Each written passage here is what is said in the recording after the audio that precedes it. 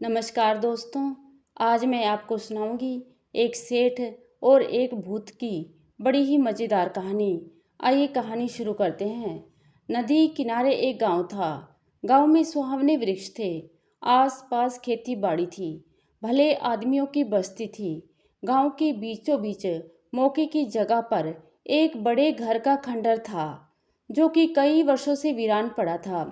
कई मुसाफिर आते, नए बसने वाले आते, किंतु खंडर में कोई भी रहने का साहस नहीं करता था, क्योंकि बस्ती वालों को भली भांति मालूम था कि उस खंडर में भूत रहता है जो लोगों को खा जाता है।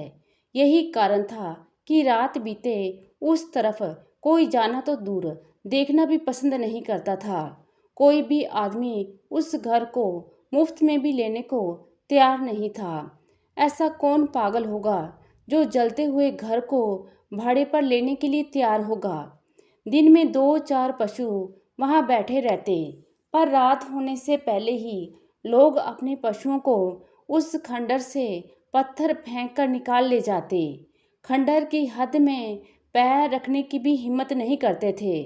स्योंक से मारवाड़ देश के एक सेठ जी बड़े बड़े शहरों से व्यापार से धन कमाकर उस गांव में आए। कहने लगे, अब मैं इसी गांव में रहना चाहता हूँ और दुकान खोलना चाहता हूँ। अब मेरी उम्र भी ज़्यादा हो गई है और घूमने फिरने की भी इच्छा नहीं बची, क्योंकि आदमी जब तक एक जगह ना जमे तब तक उसकी जड़ नहीं जमती। मैंने इस खंडर पर आने की सोच ली है। यदि आप लोग सहायता करके मकान बनवा दें तो मैं यहाँ एक अच्छी सी दुकान खोलूँगा।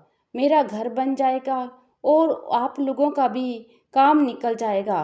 अगर हो सके तो तुम लोग इतनी मदद करो कि सब मिलकर मेरे रहने लायक एक मकान बना दो। नए आए इस बहादुर सेठ पर 1-2 दिन तक कानाफूसी होती रही और फिर उसकी जिद पर सबने यही तय किया कि अगर वह मरने आया ही है तो उसकी इच्छा, अपने को क्या, जैसा करेगा वैसा भरेगा।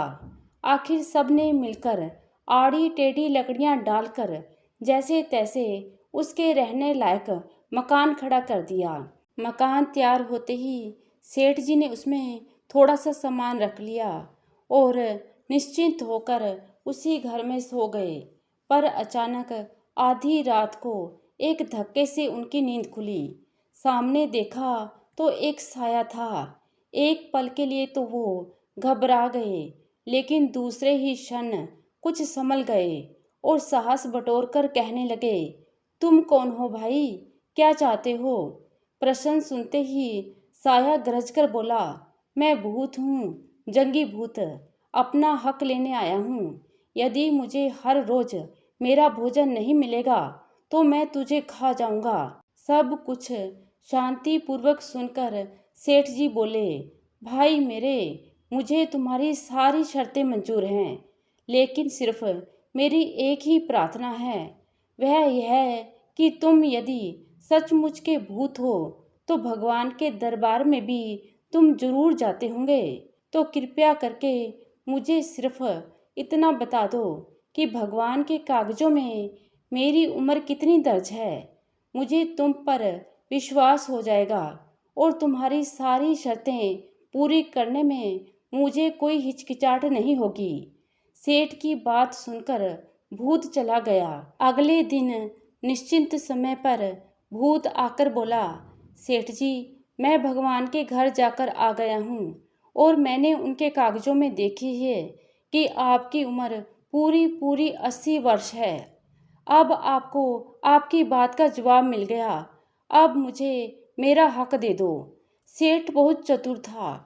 भूत की बात खत्म होते ही बोला, भाई यह तो बहुत बुरा हुआ।